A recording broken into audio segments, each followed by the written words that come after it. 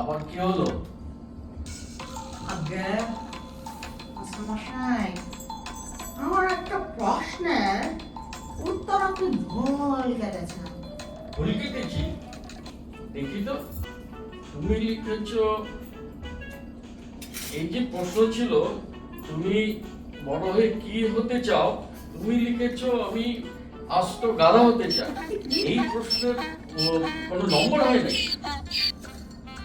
আমাদের মশাই, আপনি তো কাল ক্লাসে বললেন দাদার মতো মেহনত করো। এখন মেহনত করে গাধা হতে চাইলে 10টি। এছাড়া গাধার তো পরীক্ষা দিতে হয় না, সংজ্ঞা আসতে হয় না। গাধা গাধা হতে গেলে গাধার স্বভাবও থাকতে হয়। এই স্বভাবটাই তো রপ্ত করেছি স্যার। কাল সন্ধ্যা থেকে আমি শুধু ঘাস খাচ্ছি আর লাঞ্চ গজানোর জন্য আয়নার সামনে দাঁড়িয়ে অপেক্ষা করছি স্যার। কিন্তু লাশটা এখনো বেড়াচ্ছে না স্যার।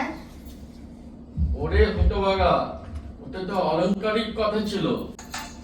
তাই বলুন, আপনি আগে বলেন তো। আমি তো কাল থেকে পাড়া প্রতিবেশী থেকে না না করে রেখেছি যাতে তারা আমাকে চাপ না মারে। থামো, তোমার আর পরীক্ষা দিতে হবে না, তুমি গাধাই হয়ে যাও। অন্তত ক্লাসের বাকিরা ভালো থাকবে।